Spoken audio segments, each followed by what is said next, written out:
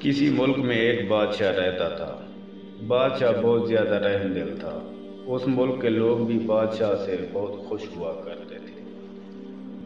بادشاہ روز صبح اللہ تعالیٰ کی حمد و ثنا کرتا اور پھر اپنی رعایا کے معاملات میں مگن ہو جاتا۔ ایک دفعہ ایسا ہوا کہ بادشاہ کے دشمنوں نے اس پر حملہ کر دیا۔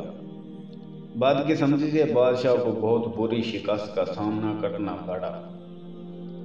نئے بادشاہ نے پرانے والے بادشاہ کو قید میں ڈال دیا۔ نئے بادشاہ نے لوگوں کے دل جیتنے کی کوشش کی اور کچھ عرصے میں وہ کامیاب ہو گیا اور رعایا اس بادشاہ سے بھی محبت کرنے لگی۔ سب کچھ پہلے جیسا ہو گیا۔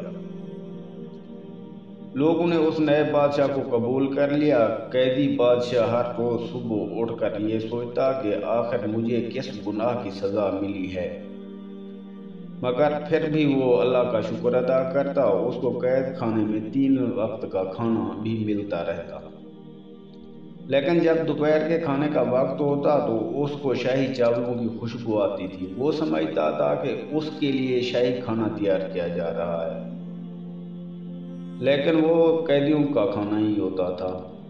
بادشاہ سوچتا تھا کہ یہ خوشبو کہاں سے آتی ہے۔ دن ہفتوں میں اور ہفتے مہینوں میں گزر گئے اور اب بادشاہ کو 8 ماہ قید میں ہو گئے۔ بادشاہ کو صبح کا کھانا وقت پر مل گیا، مگر دوپہر کا کھانا ٹائم پر نہیں آیا۔ بادشاہ کو پھر چاولوں کی خوشبو آنے لگی۔ بادشاہ نے قید خانے کے روشن دان سے آواز دی کہ اگر دوسری طرف کوئی ہے تو مجھے کھانا دے دو، مجھے بہت زیادہ بھوک لگ رہی ہے۔ دوسری طرف سے کسی آدمی نے کپڑے میں باندھ کر کچھ کھانا بادشاہ کو دے دیا۔ بادشاہ نے جب کپڑا کھولا تو اس میں وہی شاہی چاولوں کی خوشبو آنے لگی۔ بادشاہ نے جلدی سے اس آدمی سے پوچھا کہ تم کون ہو؟ اس آدمی نے کہا میں ایک فقیر ہوں اور ہر روز یہاں بھیک مانگنے کے لیے آ جاتا ہوں۔ بادشاہ نے پوچھا کہ آپ کو یہ کھانا کون دیتا ہے؟ فقیر نے کہا اس طرح ایک دیگ رکھی ہوئی ہے، پرانے بادشاہ کے سپاہی بچا ہوا کھانا اس دیگ میں پھینک دیتے تھے اور بعد میں ضائع کر دیتے تھے، اور میں اپنا دن کا رزق لینے آتا ہوں، لیکن نئے بادشاہ کے آنے سے یہاں کھانا ملنا مشکل ہو گیا ہے۔ یہ سن کر بادشاہ کو احساس ہو گیا کہ اس کو کس چیز کی سزا ملی ہے۔ وہ اللہ کا رزق ضائع کر دیتا تھا۔